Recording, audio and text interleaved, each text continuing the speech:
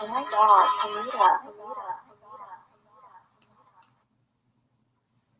Welcome to another edition of the Willy Bragg Show. I'm your humble host, Willy Bragg. I hope each and every one of you are doing well today.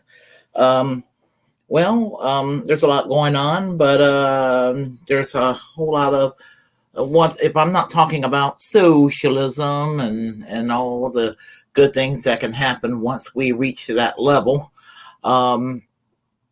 They're going to try to attack people who are trying to bring us to that place in their own way, whether there are elected politicians or people who are in the truth-telling business, shall I say. And one of the most effective ways of doing this is to throw out this canard, this smear against people that if you dare make any criticism against the state of Israel, no matter how small or large, any criticism whatsoever, you'll be smeared as an anti-Semite. And you'll be, you'll have that scarlet letter A, and people would think that you're that kind of a person.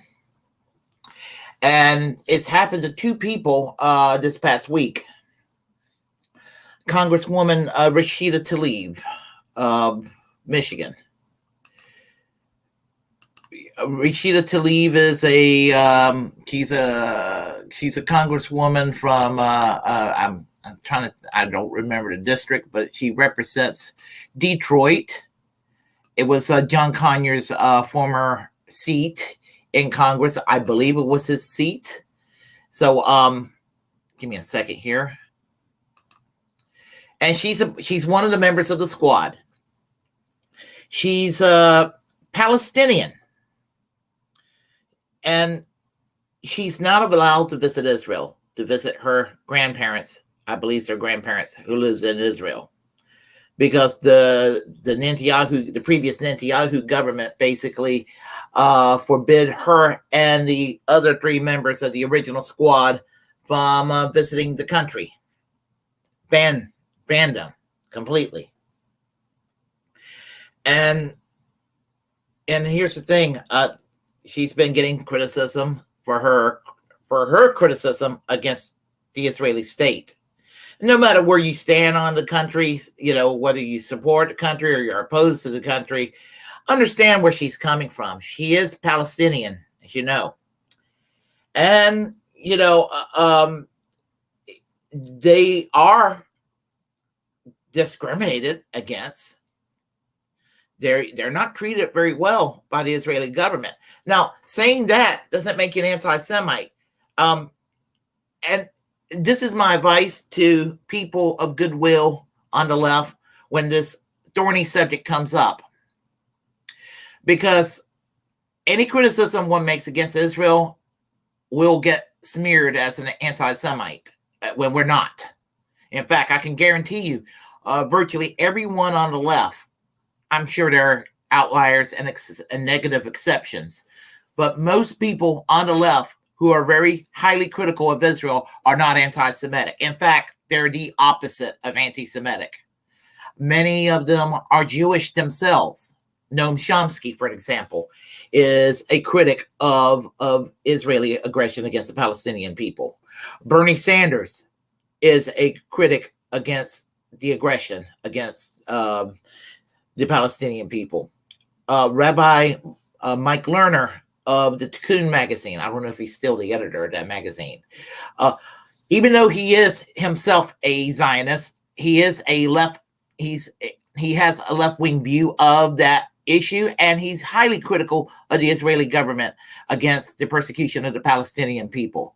So to say that everybody who criticizes Israel, no matter how large or small the criticism is, that they're anti-Semitic is untrue.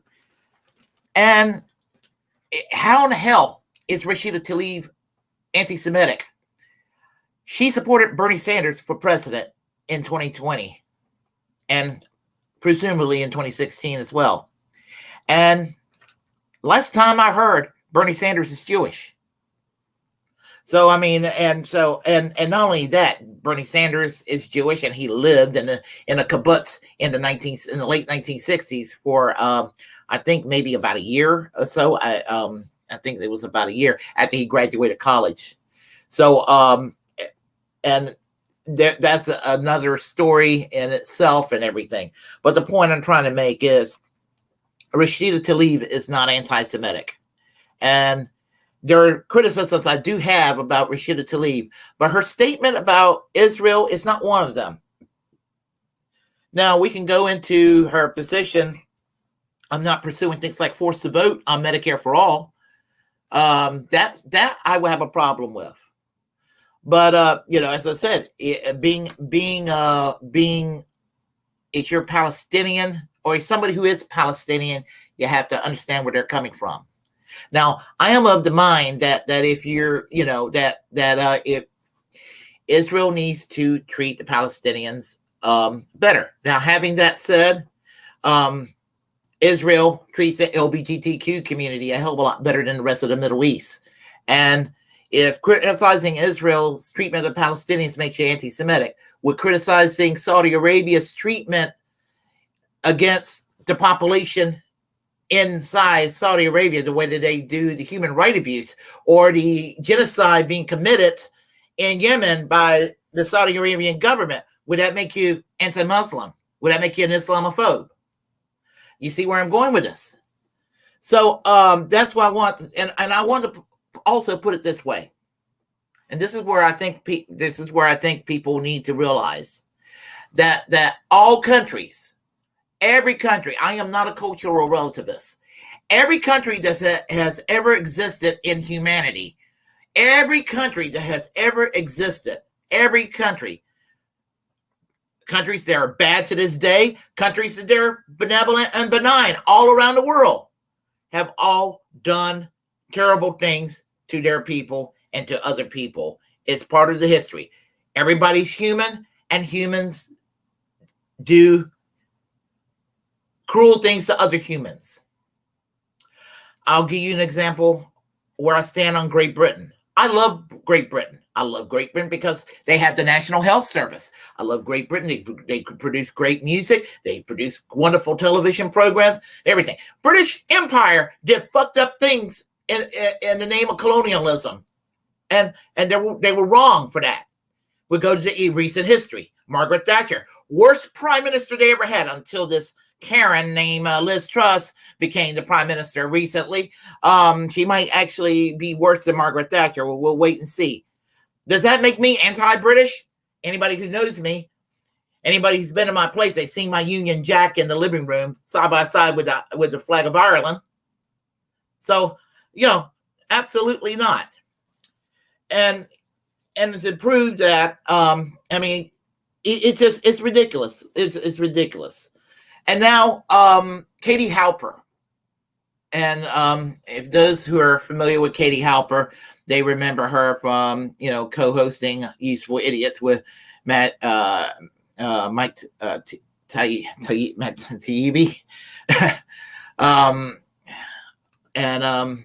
He let's see, and she does work with Rising. And the thing about it is that she defended, and she's Jewish, and she defended the words she defended if I could find Katie Halper, here she is. If I could, she defended Rashida Tlaib, and the thing about it is, she got fired from Rising in front of the Hill, and this is cancel culture, and that's my point right there. It's cancel culture. Now, after 9/11, when people were criticizing, when people made light criticism saying we don't despise Muslims, we hate what the hijackers did with the Twin Towers on 9/11, and we hate what they did. We hate what you would call bad apples within Islam. There were people on the left saying, "Well, you're just a Islamophobe," and I always thought that was dumb when they did that. Because it doesn't make you an Islamophobe when you say, well, some people misread the Quran and will do bad things. With the guy that destroyed the Oklahoma federal building. What's his name? The guy that destroyed the guy that did the Oklahoma City bombing. Timothy McVeigh. Christian identity he believed in. Christian identity is a white supremacist Christian ideology that believes that black and brown people descended from the mud and have no souls, and they will not go to heaven. And they believe that Jews are the descendant of Satan. He blew up the Oklahoma City federal building in Oklahoma City, killed 167 people. He was Christian identity. Does that make that Christianity? And so I would caution the left to say, maybe when you criticize Israel, don't make it act like this is a Jewish thing. This is, any more than somebody will try to make it sound like anything that comes out of the Muslim world that's negative, to make it sound like that's representative of all Islam. Or when Christians do terrible things like blow up a gay bar or blow up abortion clinic that represent all of Christianity, that would be kind of fucked up. So in that regard, I may want to caution the left in that regard, in that particular regard. Having that said, the truth needs to be said about the country. Now, thing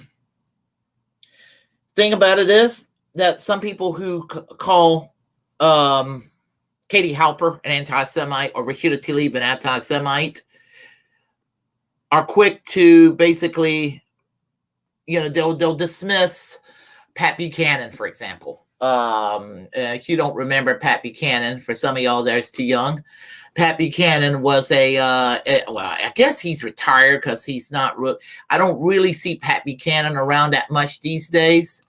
But Pat Buchanan was I believe he was the speechwriter for Richard Nixon, and he was, I think he did press work for Ronald Reagan, and he was on CNN's Crossfire for years, and he was anyway, I mean, he's actually said things in the past.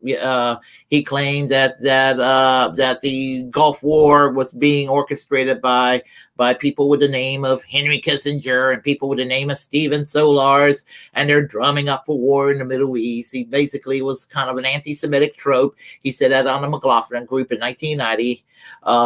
You know, he's basically you know, even when he criticizes bad things that Israel would do, he always, while it's good that he may defend the Palestinians, he do it for the wrong reasons, which is it looks like he's anti-Semitic, and to prove that, he has engaged in or play around with words indicating that he's very doubtful about the Holocaust.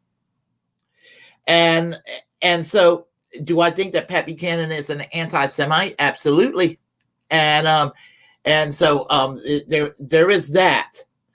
Nobody's ever really destroyed his career the way that they tried destroying Katie Halper's career, is my point.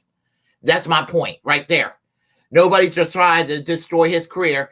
And I'm not a cancel culture person. I think he's fucked up. I think he needs to be called. But you know, nobody's ever gone after him the way they will go after Katie Halper. Or with regard to Rashida Tlaib's words, you know, why the fuck all these right wingers that they want to go and denounce her as an anti-Semite? Crickets. When Marjorie Taylor Greene talk about Jewish satellites from outer space shooting space lasers into the California forests. I mean, and this QAnon bitch with her conspiracy theories. And let me tell y'all something. When you believe in QAnon, anti-Semitism doesn't fall. Anti-Semitism is just around the corner if you look close enough. And that's basically my point. Now, what I'm going to do is I'm going to put it on 1.2.5 its speed. So that's what I'm going to do because, you know, time is of the essence. I am going to play Katie Halper's words, and I'm going to comment. I'm going to comment some more afterwards. So and I have a few words to, as I said, to explain. So give me a quick moment here, and let me find her. Let me find it. Here we go. All right. There we go. All right. And get a full screen. And we'll listen to what Katie Halper has to say and how she got censored and canceled by The Hill. So here we go. The following monologue is something that I wrote, delivered, and recorded at The Hill. It was then censored, and I was then canceled and fired. Representative Rashida Tlaib has been condemned by some over comments she made about Israel. Here's CNN's Jake Tapper reporting on what the Michigan Democrat said and the response it prompted.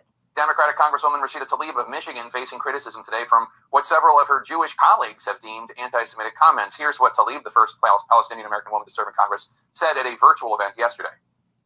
I want you all to know that among progressives, it has become clear that you cannot claim to hold progressive values, yet back Israel's apartheid government. And we will continue to push back and not accept this idea that you are progressive except for Palestine any longer. The CEO of the Anti-Defamation League, Jonathan Greenblatt, slammed the comment, saying that Israel does not have an apartheid government, and said that she should not be imposing a, quote, litmus test in a tweet, saying, quote, Tlaib tells American Jews that they need to pass an anti-Zionist litmus test to participate in progressive space. Some of Tlaib's Jewish colleagues in Congress agreed. Florida Congresswoman Debbie Wasserman Schultz called her comments, quote, outrageous and, quote, nothing short of anti-Semitic. Well, when it comes to Debbie Wasserman Schultz, I value nothing that Karen has to say. For her role in for what she did to Bernie Sanders. And I'm trying to get over what happened with Bernie Sanders in 2016 and 2020.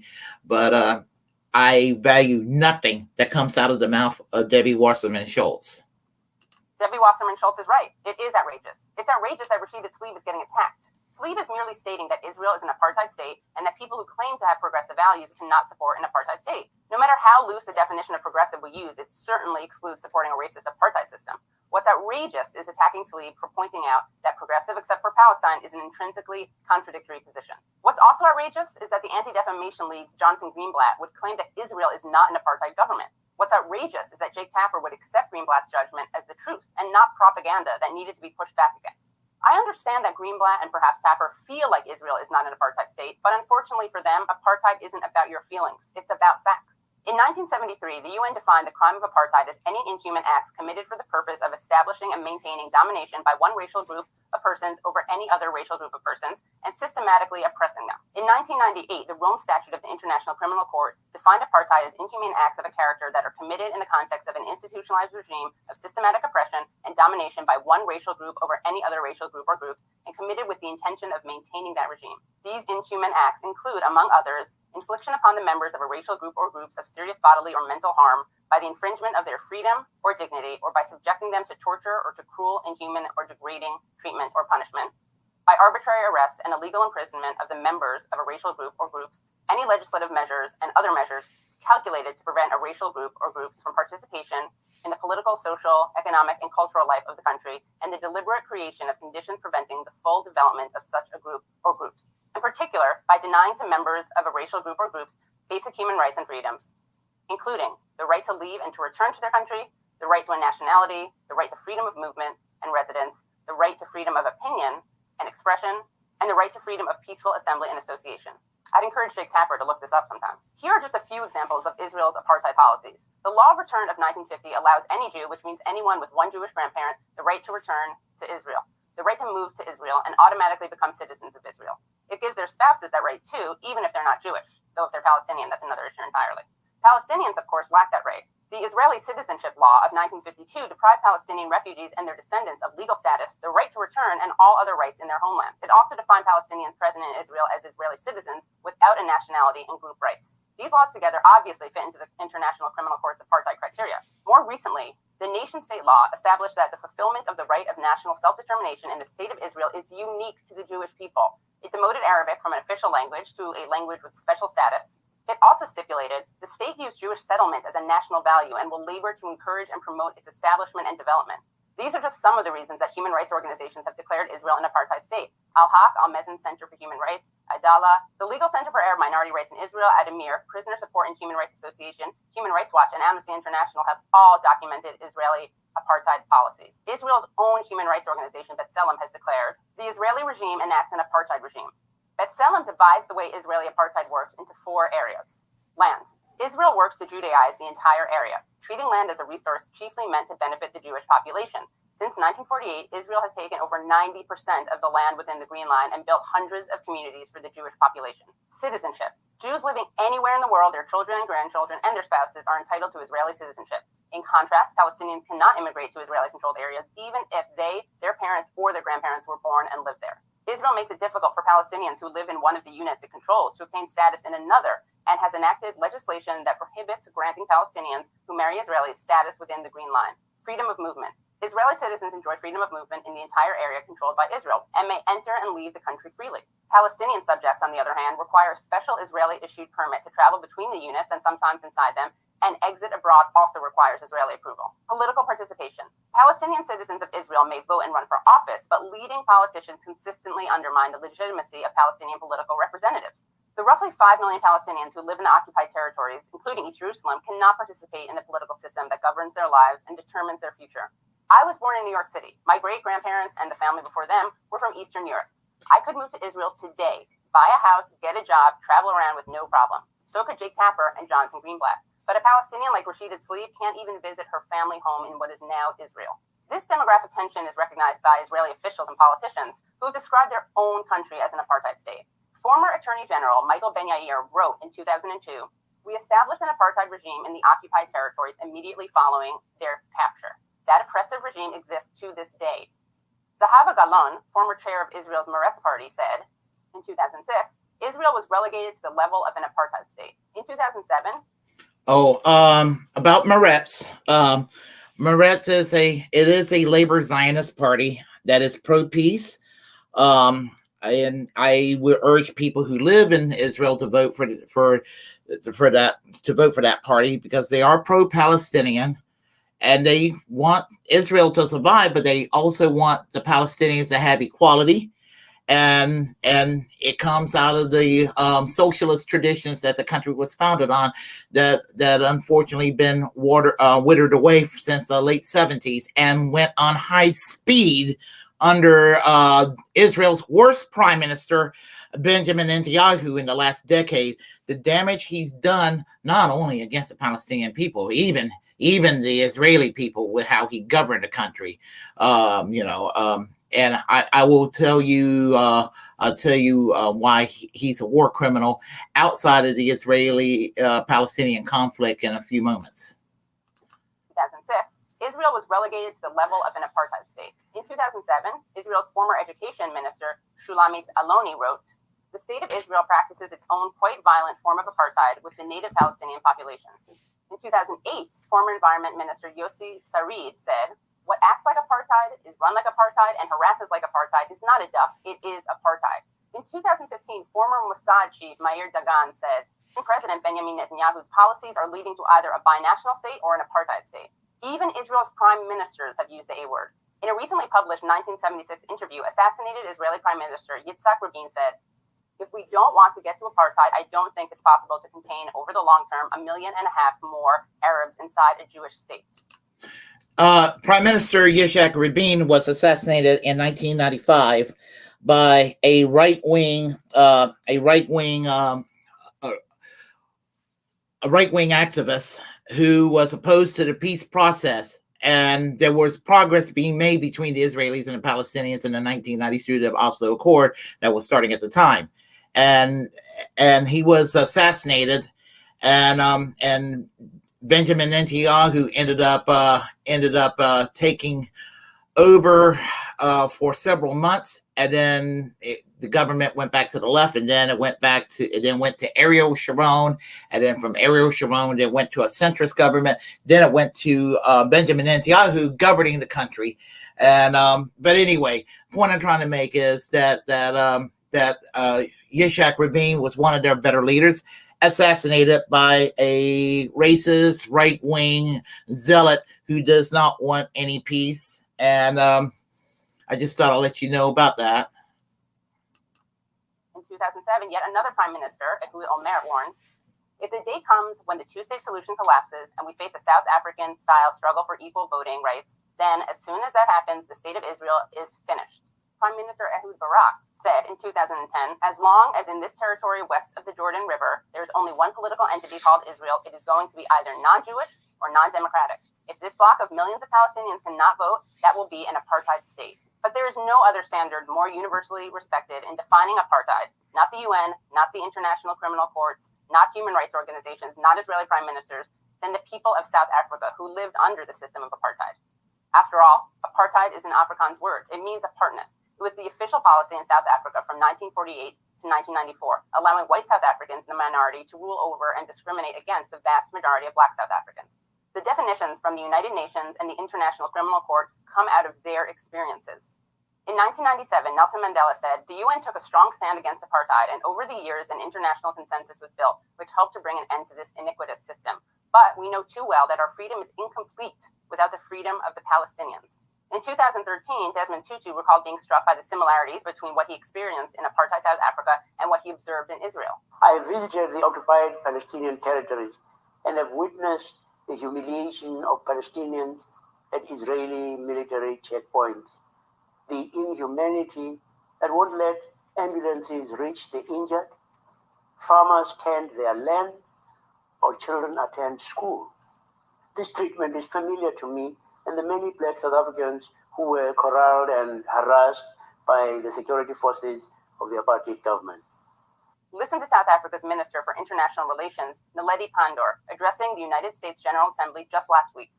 "While we work to address contemporary conflicts, we should not ignore long-standing conflicts, such as that of the people of Palestine, which has been on the United Nations agenda throughout the 7 decades of existence of this organization. We cannot ignore the words of the former Israeli negotiator at the Oslo talks, Daniel Levy, who addressed the UN Security Council recently and referred to the increasingly weighty body of scholarly, legal, and public opinion that has designated Israel to be perpetrating apartheid in the territories under its control.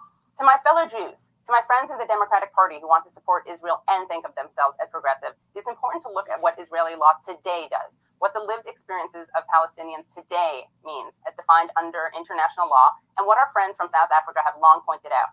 But we should not stop there. South Africans didn't just define apartheid, they dismantled it. Instead of attacking Rashida Tlaib for her candor, her critics should ask themselves how Israeli apartheid could be dismantled. What would a post-apartheid country look like? Lashana Tova. Okay, now getting back to what I was saying here. As I was saying, she explained in a very objective way a lot of the problems that exist in Israel. And again, all this that's going on is an open air prison. And you know, and it goes further than that. I mean, you have infrastructure, you have separate roads and checkpoints all over the place, and people can't go from point A to point B without having the military getting in their way. And you have another situation that when you have even when you have really horrible terrorist cells doing things that should not be done on the Palestinian side, for the Israeli government to bulldoze the houses of the family and relatives that has nothing to do with the situation, that's not going to force people to have a very brotherly love attitude out there. And I think it's making the situation worse in a lot of ways. And when things like when Hamas rockets fired into Israel, and it kills, let's say, 4 or 10 people, and Israel fires back and kills 300 people. I'm just pulling it. That's usually the way it goes. It goes indiscriminate, and it goes out of proportion. A large amount of blood shed on the other side, and it creates more anger, and it creates more rage, and this can go on but so long. And if the Israeli people, if this keeps up, and one day they keep winning all these battles, one battle that they lose, it will be the end for them, and it will be more bloodshed for everybody across the board, and nobody should want that. But the thing about it is that the cancel culture. It seems like some people can get away with saying some mild criticism, and other people can't. And that's my problem. I'm a First Amendment absolutist. I am against political correctness. I am against cancel culture, and I don't care who it is. I don't care who it is. They go after, the people on the left goes after Joe Rogan all the time. I think it's stupid when they go after Joe Rogan.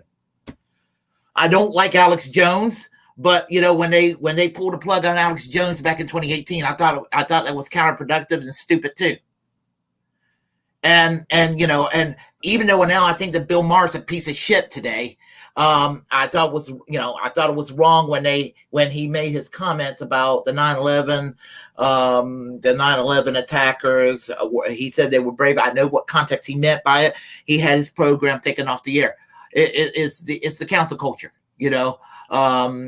cancel culture against the Dixie Chicks because they hurt George W. Bush's feelings. Oh, that was probably the only thing that would ever make me like the Dixie Chicks. Their music sucks. But the point I'm trying to make is that one side will talk about cancel culture and make themselves victims, and then they go around and they go and cancel culture their political opponents. And I hate hypocrisy across the board. And so I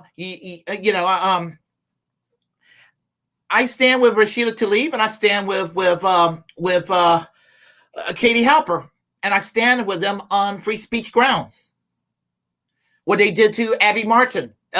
She wasn't able to speak at the University of Georgia because they tried to make her sign a loyalty oath to Israel in the University of Georgia system. What the fuck does the state of Georgia and the southeastern part of the United States have to do with politics in the Middle East? And I'm not saying that necessarily has anything to do with Israel. If there is if they say you can't criticize Norway, I'll be like, why the fuck can't you criticize Norway? If you can go and criticize China on a college campus, or you can criticize, any other country that's known to do terrible things to the people, whether it's China, or whether it's Saudi Arabia, or whether it's the Philippines under Duterte until recently, or what have you, then why is Israel like off limits? Why is that? I don't believe in cancel culture at all. I'm speaking on this as a First Amendment absolutist, as a traditional lefty that is still committed to preserving First Amendment rights. And somehow, I'm sure their dipshits going to be like, oh, he's anti-Semitic. Bullshit. I'm anti-Semitic. I hate anti-Semitism, just as I hate racism and homophobia and all that. I despise all forms of bigotry, all forms of racism. And I have been called, even when I had a position that Rashida Tlaib described among progressives as those within the progressive movement that support Israel. And I used to be one of those people that she described not too many years ago. And even back then, I was called anti-Semitic by some people, evangelical Christians, because I favor a two-state solution, and they wanted a one-state solution. And the one-state solution is that they don't want the two-state solution, and because they have some weird interpretation of biblical scripture. And honestly, if you want to know the truth, when it comes to the whole Israel-Palestinian crisis, and I mean, it's not even so-called Jewish Zionists. They're the problems when it comes to that issue. I would say probably the biggest problem in the United States are the Christian Zionists, because they got too much influence in the Republican Party, and they're in alliance with the neoconservatives. And you have people like Benjamin Netanyahu, when he was the foreign minister in Israel in 2002, urging George W. Bush and urging Tony Blair to go into Iraq because there were weapons of mass destruction, and Saddam Hussein and Osama bin Laden were politically in bed with each other, which turned out to be false. And I said it was false back then, and everybody told me I did not know what I was talking about. And God damn it, I was correct then as I am now. And that's what's going on here. And all this fucking smearing that's going on. So I'm just so tired of people doing this for political points. So and a political narrative. So anyway, what do you got here? Hot retarded. Hey, I hope you're joking. Hot retarded Texas. It's been a while since I've seen you. Let's see. Let me do this here. All right. Hold on here. Okay. Let's see. All right. Let's see. Hold on. Let me flash it back. I got to scroll it down. Let's see here. All right. Right on a cocktail napkin and give it to her. I don't know about that. Let's see. Hamburger Helper is totally Jewish. I'm not sure what you mean. Let's see. Pacamaro ex Vita. I think I remember him. What the fuck, Katie Halper, the Assad defending pig. Assad bashing again. I'm not an endorser of Assad, but let me tell you something. If John Bolton, who urged the U.S. to help Al-Qaeda bring down Assad, And if those so-called moderate rebels ever bring down Assad, you know what's going to happen in Syria? You're going to have something 100 times worse than that. Assad, secular, protects Christians, protects Jews, protects even Muslims from killing each other in Syria. You get rid of him, you're going to have a radical fundamentalist government take over. I don't see how that's going to be better. That's going to be a hell of a lot worse. Let's see. Pat Buchanan was awesome. I hope to God you're joking about that. Let's see here. Hey, Willie, did you erase my comment on the Sandinistas killing the Mosquitoes Indians? I thought you were a free speech absolutist. Keep defending autocracy square. The only thing I've ever deleted were troll remarks, and that was over MAGA communism about a week and a half ago. Had some advocates typing the same thing over and over again. I don't remember getting rid of any reference to the Mosquitoes Indians in regard to the Sandinistas, and I do find that hard to believe, to tell you the truth about that. I know there's a lot of CIA propaganda against that government, and I heard a lot of lies, even as far back in the 1980s, that you know, you have to consider the source and everything. Let's see, gasp. I didn't deny it. Let's see here. I got space lasers. Okay. Let's see. Katie Halper is a trash human. No, she's not. Who has called an illusionary diplomatic end to the war in Ukraine, which she believes is land concessions to Putin. What a pig. I have my positions on the Russia-Ukraine conflict. I have been called a Putin apologist. I'm not a Putin apologist. I am not a Zelensky apologist. I don't believe in over sanctifying Ukraine. I know that Russia's fucked up in a way, but anybody who thinks I'm pro Putin, let me put it to rest. I support what's it called, Pussy Riot in Russia. Okay. But regarding Ukraine, Ukraine is more anti-Semitic culturally than Russia. They're more homophobic than Russia. They shut down 11 political parties recently. Tulsi Gabbard reported bioweapons, biohazard labs out there. And Mitt Romney wanted Congresswoman Tulsi Gabbard arrested for treason, which shows you what a piece of shit Mitt Romney is. Let's see, to leave. See here. Zap. Okay. Talk about the pig, Katie, quoting the flamer mate on a chemical. Okay, Duma. So whatever. All right. I hope Katie is okay. All right. Let's see. I hope Katie drives 100 miles down the dead end street. That's not nice. Let's see. I was aiming for to leave. Let's see. She makes the Palestinians look dumb. Let's see here. You got shit for brains, homie. Okay, I guess that's me. He's talking about Katie makes them look smart. Let's see. Katie's a pig. No, she's not. She's base. Yeah, yoo-hoo. Let's see. Hello, Snipe Hunter Master. Yeah, I know who you are. Let's see. Hamburger Helper, like I said. Let's see. Hi, Snipe. Let's see. Hi. Let's see. Happy New. And Smiley. If a bouncer is too aggressive, I'm going back to that club. What club would that be?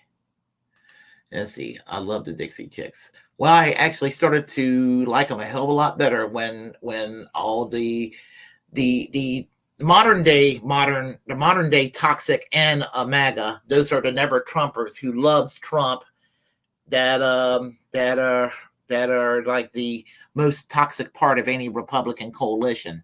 Those people, they were the ones 20 years ago calling weapons of mass destruction in Iraq that loved George W. Bush then. In other words, they love whoever's in charge of the GOP at the moment. And yeah, back then I was like, yeah, okay, I like the Dixie checks at that point. So in that regard, all is forgiven, Dixie. Norwegian Jews. There's a few in Norway. Let's see, the Master Jew. So anyway, yeah, that's pretty much it for his comments right there. I'm sorry I lost my temper, but I get worked up because I am opposed to cancel culture, and that's pretty much what I'm talking about. And I know I'm talking about Palestine too in this regard, and all of that. And I get tired of being accused of being pro-censorship when I'm not pro-censorship. I get accused of being pro-cancel culture, or my side being pro-cancel culture, when there's a significant number of people on my side who are opposed to cancel culture and support free speech. Although there's enough people on my side, unfortunately, that have fallen into the shitlib category of being pro-censorship in the last few years too, and I hate that. But let's don't get it twisted. When it comes to cancel culture and it comes to censorship, it's always been pretty much the right-wing conservative movement that's been in the forefront of that from day one. Some of them have gotten better. Maybe some of the more libertarian-minded people have gotten better on that issue.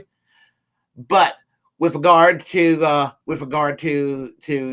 saying like, oh, they're all like for free speech, and the other side is absolutely against freedom of speech. I mean, people like Dennis Prager will demagogue the issue to death, for example. And talk out of both sides of his mouth. Glenn Beck, all of those motherfuckers, the late Rush Limbaugh, and people like Jesse Kelly these days, the latest piece of shit on the talk radio right. So anyway, if you like what you heard, well, before I go, make an announcement. Speaking of free speech, free press. On October 8th, just a few days away, less than a week away, from 12 p.m. to 3 p.m. at the U.S. Department of Justice, I will be there at the attending the march, the Actions for Assange. They'll have speakers there: Christopher Hedges, Scott Ritter, Jill Stein, just to name a few names out there, and we're going to be there in solidarity for Julian Assange, who is a political prisoner, and we want him free. It's wrong that we have political war criminals walking around free, whether their name is Henry Kissinger, or whether their name is John Bolton, or whether their name is Hillary Clinton, for that matter, walking around free. When what they did over the years in foreign policy has cost a lot of blood. Hillary Clinton's the reason why slavery returned to Libya. John Bolton is the reason why Iraq became fundamentalist, and a million people died in Iraq, and 241,000 people died in Afghanistan. Henry Kissinger is the reason why people were being tossed off of helicopters in Chile. So, yeah, so a lot of war criminals walking around free, while there's whistleblowers like Julian Assange rotting in prison. And I'm going to go to Washington, D.C. in the name of human rights to that march. So if you like what you heard, press like and comment. Comment in any way you disagree. We'll have a conversation. Feel free to share the content on this channel. As a First Amendment absolutist, it's my duty to inform you, to create your own platform and utilize it, because we're all the muckrakers of our time. And remember to always reject corporate media, because they absolutely have nothing to offer, not anything to offer. So until next time, remember, just to subscribe to this channel, and follow me, and help make this channel grow, and keep independent voices alive, because as I said, corporate media is giving us a ride, and we should reject them. Just absolutely reject them totally. So I'm going to conclude by saying music. So I'm going to say goodnight to y'all and say to y'all music. Music.